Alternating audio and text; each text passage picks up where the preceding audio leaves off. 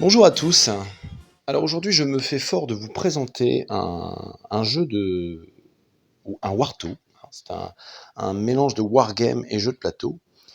Napoléon 1815. Donc, je pense que tout le monde, enfin en tout cas, ça évoque pour tout le monde quelque chose quand on dit Waterloo.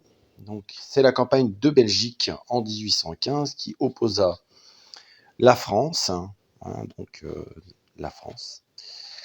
Et en Belgique, contre en rouge les Anglais, qui avaient un dispositif tout autour de Bruxelles. Et nous avions les Prussiens qui étaient eux basés à Namur.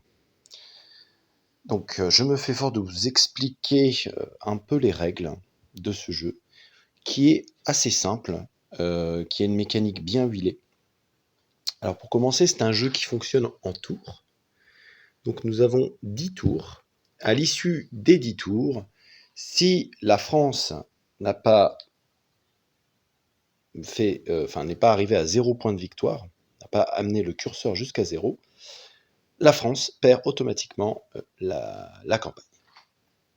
Alors, vous allez me dire comment on fait des points. Alors, il y a plusieurs façons de faire des points. Vous avez la façon de prendre des villes. Donc, on ne voit pas très bien, mais il y a des petits drapeaux. Voilà, par ici, Simobeuge. Donc, en prenant des villes, vous avez les points qui y sont associés. Par exemple, ici, 2 points. Donc, on bougerait le curseur de 2 points dans un sens ou dans l'autre, selon le camp qui en a pris la possession. En faisant des morts également.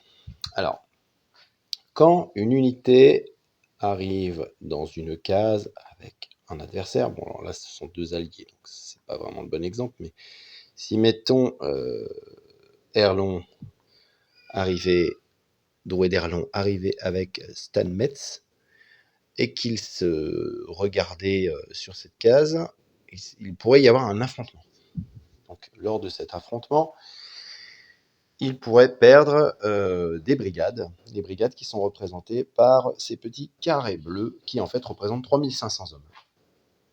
Les carrés jaunes, ici, représentent la cavalerie. Au total, Napoléon a 29 brigades d'infanterie et 11 brigades de cavalerie. Pour chaque cube perdu, donc par chaque tranche de 3500 hommes perdus, on avance ou on recule le curseur de points de victoire. D'Erlon revient ici. Alors, le jeu se passe en plusieurs phases. Nous avons tout d'abord la première phase qui est la phase de pioche. Donc, tous les belligérants vont tirer des cartes. Le nombre de cartes à tirer sont stipulés par les cartes d'invasion. On commence avec la carte pas d'invasion. Donc, c'est le français qui va tirer 3 cartes, par exemple, dans cet exemple. Et le prussien et l'anglais vont tirer une carte chacun.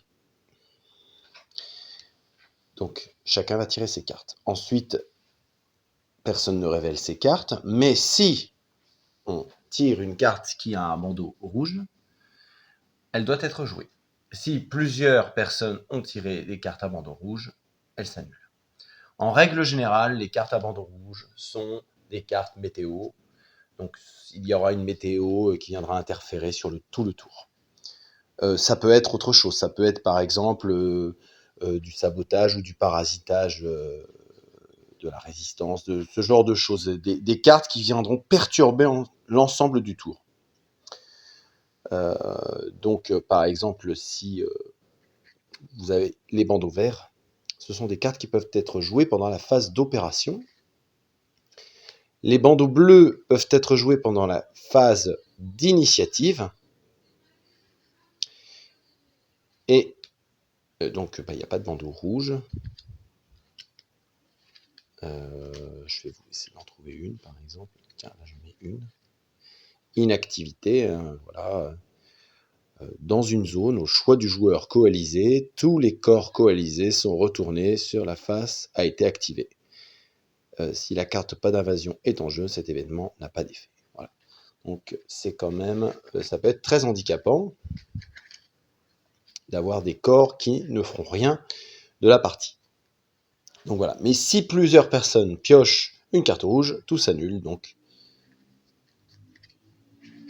ensuite, vous avez, après la phase de pioche, le droit de jouer une carte à bandeau bleu. Donc je vous en ai montré une tout à l'heure. Alors, en ce qui s'agit de l'initiative, qui vient juste après, il faut savoir qui agit le premier. Chacun tire une carte. Initiative 2. Le Français tire sa carte. Initiative 4, c'est le Français qui remporte l'initiative. Plus on fait un haut score, plus on emporte l'initiative. C'est celui qui fait la plus grosse initiative qui l'emporte. Sachant que ce jeu peut se jouer à 3. Quand on joue à 3, c'est-à-dire qu'il y a 2 joueurs coalisés, un joueur français, l'autre joueur coalisé va tirer aussi une carte parce qu'il y a aussi à savoir entre les deux qui va être le leader de la coalition.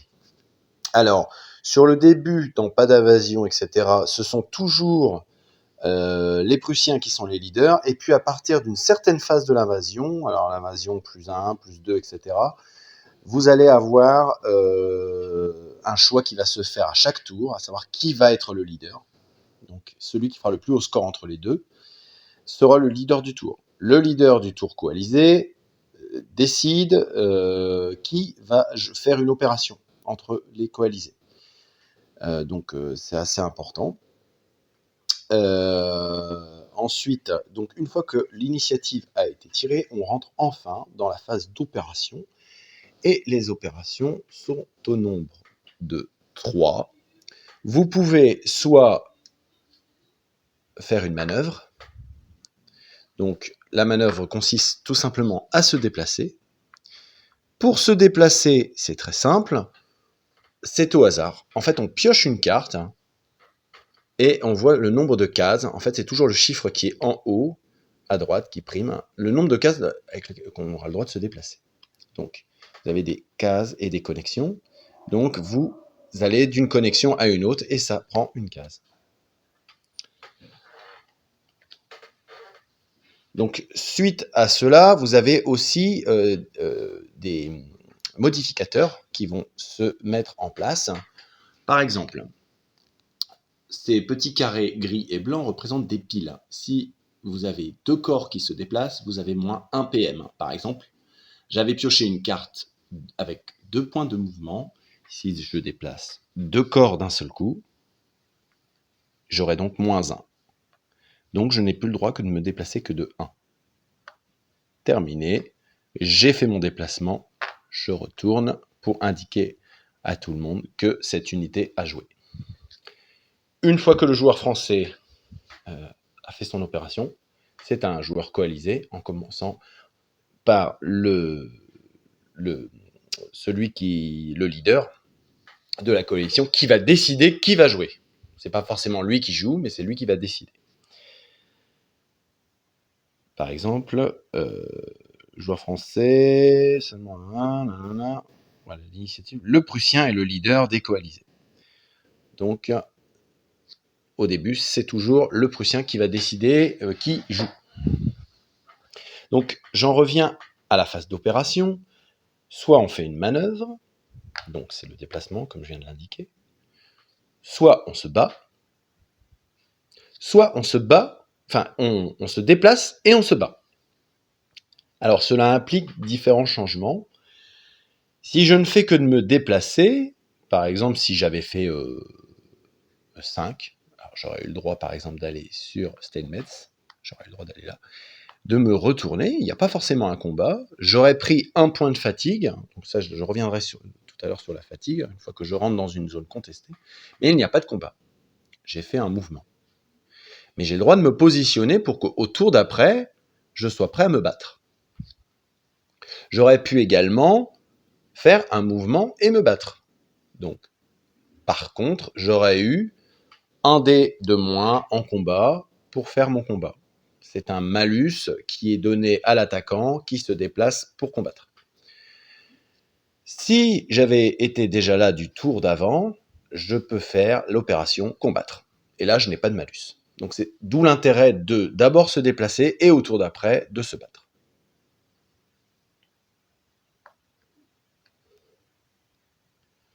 Donc voilà, vous jouez à tour de rôle, chacun fait son opération, le joueur français, puis la coalition, le joueur français, la coalition.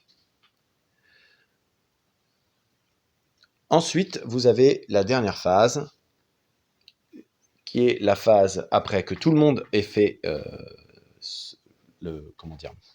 fait toutes ces opérations. Les joueurs ont le droit de jouer toutes leurs unités ou de s'arrêter, de ne pas jouer toutes ces unités. Et à ce moment-là, les unités qui n'ont pas bougé pourront récupérer de leur fatigue. Parce qu'effectivement, comme je vous l'ai indiqué tout à l'heure, vos unités prennent de la fatigue. Une unité qui se déplace, qui va se déplacer de plus de 4 PM, donc de 4 cases, va prendre une fatigue. 5 cases, 2 fatigues, etc. En effet, les connexions, l'une entre elles, représentent environ 6 km. Donc, plus vous bougez loin, plus vos hommes se fatiguent. C'est normal. Donc, il faut gérer la fatigue. Pourquoi ? Parce que quand vous avez une petite barre dorée ici, quand votre fatigue passe de l'autre côté de cette barre dorée, vous avez non seulement des malus en combat, donc moins un dé ou moins une carte, selon que vous jouez avec les dés ou les cartes, mais ça j'y reviendrai, plus à la phase donc, de ravitaillement, la dernière phase que l'on va faire, vous prenez de l'attrition. Vous perdez une brigade. Donc ça fait très mal la fatigue. Et si vous arrivez à 8 de fatigue, enfin 9, si vous arrivez à 9 de fatigue, votre unité est en fuite, en fait, en déroute. Donc du coup, tous les cubes s'en vont et tous les points vont à l'adversaire. Ça fait très mal, il faut gérer sa fatigue. Et pour gérer sa fatigue, lors de la phase donc de ravitaillement, où j'allais revenir dessus, vous pouvez utiliser des cartes de ravitaillement. Donc vous aurez votre main qui vous permet par exemple d'utiliser des cartes pour enlever des points de fatigue. Par exemple, cette carte peut enlever un point de fatigue à une unité. Vous avez le droit d'en jouer une par corps. Donc plus vous avez de cartes, mieux c'est. Sachant que les cartes peuvent servir aussi à d'autres choses. Mais ça, je vais y revenir. Donc, une fois qu'on a fait la dernière phase, c'est la phase donc de récupération. Donc, après la phase d'opération, la phase de récupération. Chaque corps d'armée qui est sur sa face à activer enlève la totalité de ses fatigues. Donc, si une unité est restée sur sa phase avec la tête du personnage visible, ça veut dire qu'il n'a pas joué, donc il récupère de toute sa fatigue. Donc même s'il avait eu 8 de fatigue, il repart à 0. Ensuite, pour chacun de ces corps d'armée, le joueur peut jouer une carte de sa main, et une seule, et enlever le nombre de fatigues indiqué dans le cadre de récupération en bas à droite. Donc c'est exactement ce que je vous ai montré il y a quelques secondes. 3. Tous les corps d'armée qui ont entre 5 et 8 de fatigue perdent un point de force. Donc c'est l'attrition dont je vous parle. 4. Retournez tous les corps d'armée sur leur face portrait pour indiquer qu'ils sont à activer pour le prochain tour. Avancez le marqueur de tour et recommencez la séquence de jeu. Et on revient au départ ou à la phase de pioche. Donc voilà un peu comment se passe le jeu. Bien sûr, il y a tout un tas de petits mécanismes qui viendront se mettre dans le jeu, notamment l'utilisation de cartes. Il existe 4 types de cartes différents. Les cartes que l'on peut utiliser au combat, elles sont indiquées par les 2 petites épées. La carte, selon qu'on est coalisé ou français, par exemple, vous pouvez jouer, si vous êtes français, que vous avez une carte avec ce symbole, ça veut dire que vous pouvez la jouer pendant le tour d'opération de votre adversaire. Donc, c'est intéressant, ça permet de court-circuiter ce que votre adversaire essaie de faire. Généralement, ça le bloque, ça l'empêche d'avancer comme il le désirerait, etc. Et vous avez ensuite la carte pendant les poursuites ou les retraites qui peut permettre de freiner, en tout cas d'avoir des effets bénéfiques pour si quelqu'un essaie de vous poursuivre, ou des effets négatifs si c'est votre adversaire qui joue cette carte. Voilà. Donc il y a encore une petite subtilité, c'est-à-dire qu'il y a des unités qui ne sont pas des corps. Ce sont des leaders, ils sont représentés par une étoile. Et cette étoile, vous la retrouvez sur Napoléon, par exemple, qui va également avoir des bonus. On peut parler des bonus, par exemple pour ce qui est de Blusher. En attaque, il a plus un dé, ou plus une carte, selon qu'on joue avec les cartes ou les dés, mais ça je vais y revenir. Il a le petit cavalier, ce qui lui permet de tirer une carte de plus quand il poursuit un adversaire. Lorsque vous gagnez une bataille, que vous faites plus de dégâts que votre adversaire sur une bataille, vous gagnez la bataille. Si vous n'êtes pas ni dans une ville, ni dans un bois, vous avez le droit de poursuivre. Poursuivre, vous tirez une carte supplémentaire ou vous lancez un dé supplémentaire. On ne prend pas en compte les pertes, on prend en compte que la fatigue, ce qui peut donner de la fatigue supplémentaire à votre adversaire. Dans le cadre de Blusher, vous tirez 2 cartes supplémentaires, puisqu'il est indiqué qu'il a le petit dessin de cavalier, comme par exemple Gnesno. Gnesno, qui a aussi un homme avec un fusil, ce qui veut dire qu'il a le droit de se déplacer d'une case de plus que ce que la carte indiquera pour son déplacement.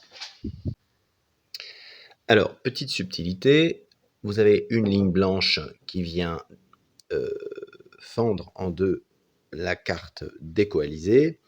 La zone ici, c'est la zone de contrôle des Prussiens, marquée par le petit pictogramme ici. Et ici, par le petit drapeau anglais ici, la zone des Anglais. Tant que le niveau d'invasion n'est pas suffisamment élevé, personne ne peut aller chez l'autre. Bien. Maintenant, nous allons parler du combat. Imaginons que dans le tour d'avant, les Français sont venus au contact de Steinmetz, il n'y a pas eu de combat, et qu'à ce nouveau tour, les Français, lors de l'opération, décident de se battre contre Steinmetz. Première chose à faire, calculer le nombre de dés ou de cartes, selon qu'on joue avec des dés ou des cartes, que l'on va avoir pour la bataille. Alors, Ney a une carte. Pourquoi ? Parce que son nombre de brigades est, par rapport à la ligne dorée ici, derrière, donc c'est une carte. S'il excède avec son nombre de brigades par ici, il aura donc 2 dés ou 2 cartes. Étant donné que son niveau de fatigue n'excède pas la barre dorée, il n'a pas moins 1 dé. Voilà comment on calcule. Donc on sait que Ney a une carte. Pour Drouot a 2 cartes, mais étant donné que c'est la garde, il a plus 1, donc il a 3 cartes. Donc à eux deux, ils ont 4 cartes.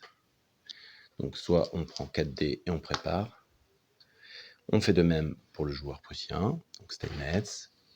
Steinmetz qui, pareil, est avant la barre dorée, il n'a qu'un seul dé.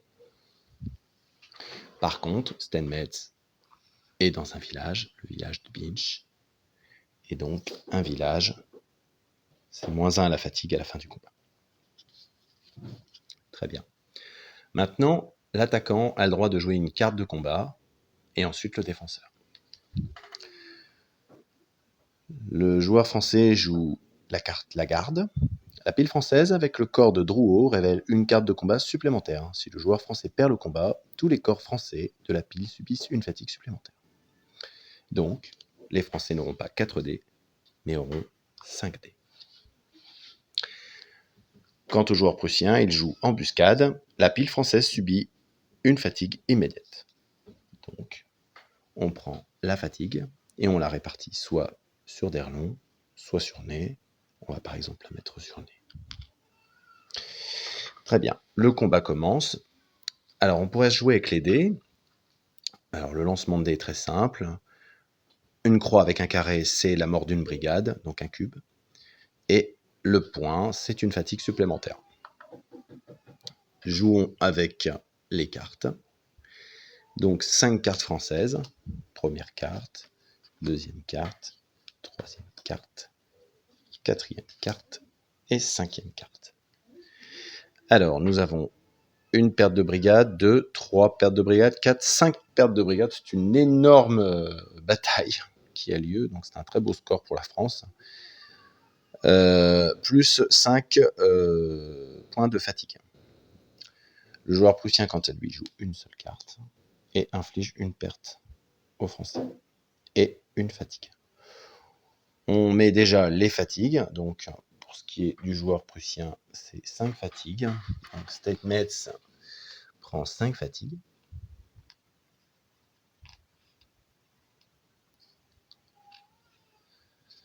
Voilà. Maintenant, ça excède la barre, donc il aura -1 au combat, c'est-à-dire 0. Il n'est plus apte à se battre. Ensuite, il prend 5 pertes. Étant donné qu'il n'avait que 3 brigades, il perd tout. Donc le corps de State Metz est détruit. Dans le cadre où il n'y aurait eu, par exemple, que 2 morts, il aurait pu perdre, par exemple, sa cavalerie. Et les Français, par exemple, il aurait perdu d'un point, donc il aurait fui d'une seule connexion. Lors de cette retraite, le Français, étant donné qu'il a plus de cavalerie que son adversaire, étant donné que Ney n'a que de la cavalerie, et que Steinmetz n'en a plus, car elle s'est fait détruire, il y a droit d'avoir poursuite. Donc on peut tirer une carte supplémentaire, et on n'infligera que la fatigue. Il n'y en a pas, donc pas de fatigue supplémentaire. Mais étant donné que Ney a le petit symbole de cavalier, il a le droit de tirer encore une carte supplémentaire. Et il infligera une fatigue de plus. Et voilà. À partir de là, Steinmetz se retourne et les Français également. Bon, tout ça est hypothétique puisque en fait il a été détruit. Voilà comment se passent les combats dans Napoléon 1815. Donc, à chaque tour, votre pion avance. Par exemple, sur le tour 2, Napoléon rentre en piste avec Vandamme et Drouot et viendront donc s'ajouter aux forces françaises qui ont fort à faire, puisque je pense qu'il est un petit peu plus dur de gagner avec les Français qu'avec les Anglais et Prussiens. Par contre, les Français ont pour eux le fait que leur armée est plus puissante. Les dés sont plus puissants. Les cartes des Français se déplacent en règle générale plus vite. Mais effectivement, le Prussien et l'Anglais sont beaucoup plus nombreux que les Français. Donc ils doivent jouer de leur surnombre. Le Français, lui, doit essayer de diviser pour mieux régner. En tout cas, c'est comme ça que moi je l'ai vu, avec les parties que j'ai déjà faites. Voilà, j'espère que cette petite explication vous aura plu. Et on se retrouvera peut-être pour une partie complète où je montrerai cette bataille ou une autre, puisque je possède également Napoléon 1806 et Napoléon 1807. Je vous remercie d'avoir suivi cette vidéo et j'espère qu'on se retrouvera sur d'autres vidéos où je vous expliquerai encore d'autres jeux. Bye bye.